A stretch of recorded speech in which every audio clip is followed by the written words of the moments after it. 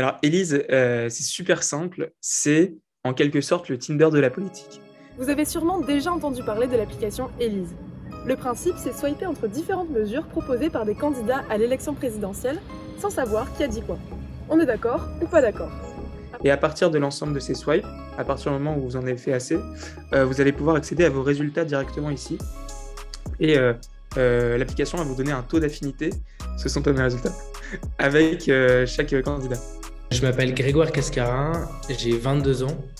Je suis le président et fondateur du mouvement citoyen Les Engagés, cofondateur de l'ONG À Voter et depuis quelques jours, co-créateur de l'application Élise.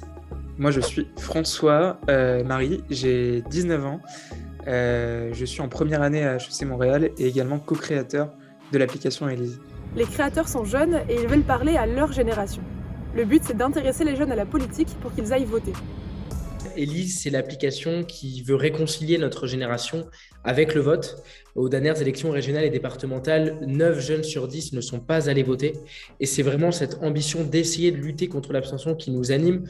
Moi, depuis bientôt 5 ans, comme président des Engagés, je suis très impliqué dans le monde associatif et je vois à quel point il est difficile d'aller chercher toutes les jeunesses et de les convaincre de se rendre dans les urnes. Et on est convaincu qu'avec un outil technologique gratuit, ludique, accessible au plus grand nombre, on peut vraiment changer la donne. Si en avril prochain, des jeunes qui n'avaient pas l'intention d'aller voter le font grâce à Élise, on aura atteint notre objectif.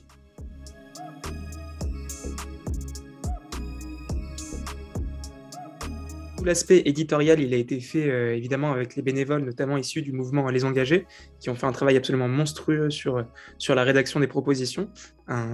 Et d'ailleurs un très bon travail, puisque notre objectif étant de récolter autant de propositions par candidat tout en ayant un point de vue neutre sur l'ensemble des propositions.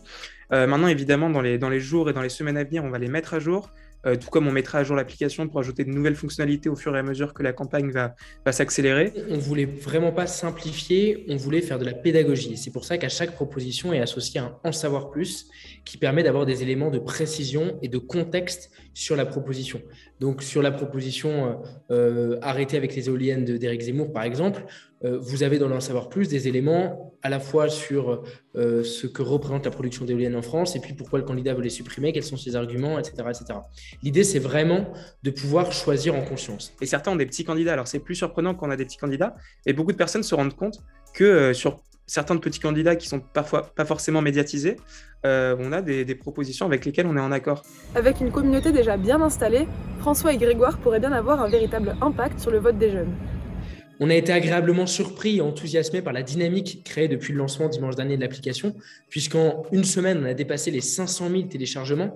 On est aujourd'hui l'application la plus téléchargée en France sur l'App Store et le Play Store. Donc, c'est une dynamique qui est assez folle et qui témoigne du fait qu'il y avait une vraie demande de notre génération, qui n'est pas désengagée, mais qui simplement ne se sent pas forcément concernée par ce qu'on leur propose, que ce soit les actions portées par les pouvoirs publics ou celles par les médias traditionnels, et qui sont aussi demandeurs d'initiatives citoyennes, indépendantes, modernes, pour mieux comprendre les enjeux du scrutin. Comme Jean Massier, Hugo Décrypte ou Gaspard G, ils font partie d'une génération de créateurs de contenu sur les réseaux sociaux qui veulent intéresser les jeunes à l'actualité et au débat politique. Et pour l'instant, ça marche bien.